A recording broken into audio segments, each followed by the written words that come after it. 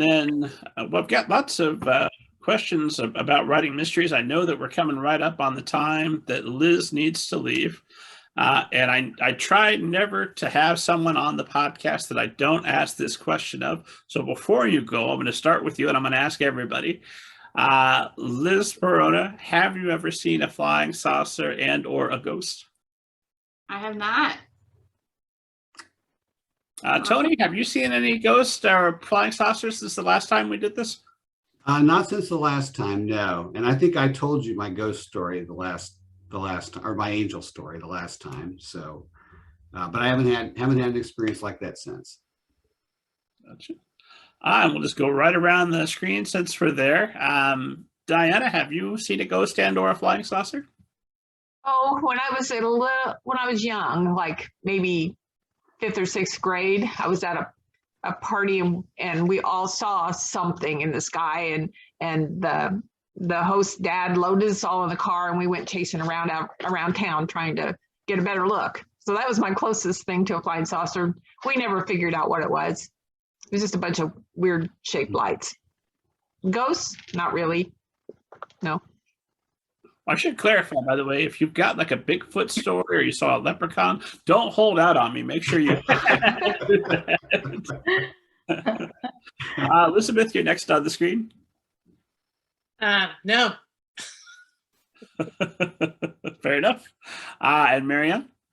Yeah, funny story. Just this past winter, I was looking out the big window and saw 5 orbs in the sky, night sky. And so I quick ran and got my cell phone, got a picture of it. And then I noticed as I was moving about that one would disappear, then come back, and another would disappear, then come back. I finally realized it was a reflection of the recessed lights inside the house. But looking out, it just looked like, oh my gosh, these orbs are just hovering out there. What are they? But I did use that picture on a lot of people.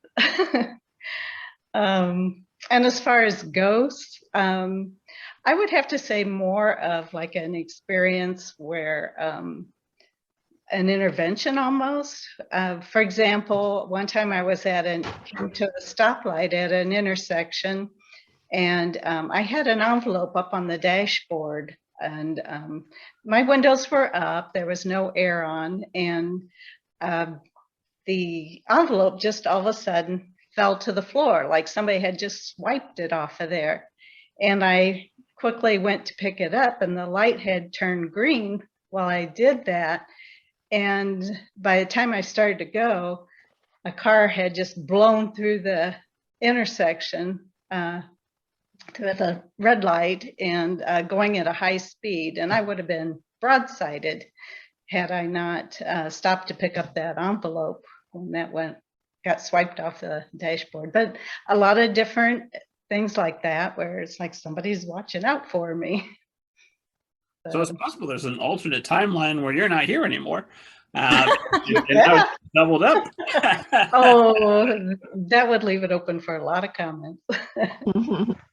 And Karen, how about you? No flying saucers, no ghosts, but I did have something like what Marianne experienced, where I was snorkeling and the wind picked up and the waves were putting water in my snorkel tube. And I was tired from swimming and I started hyperventilating, and somebody out of nowhere just grabbed me and swam me to shore.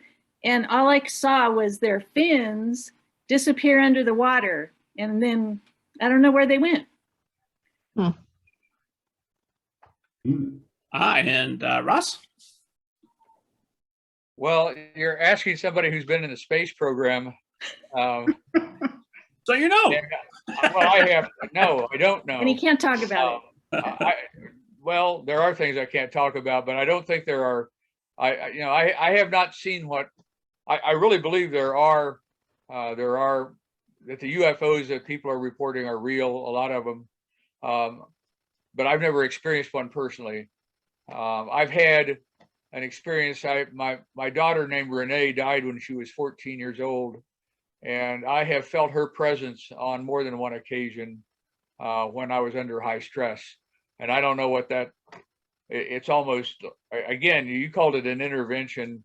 Maybe that's what they are. They've only happened 3 or 4 times, but I have felt Renee's presence, and I can't call it a ghost, but that's the closest I can come. Mhm.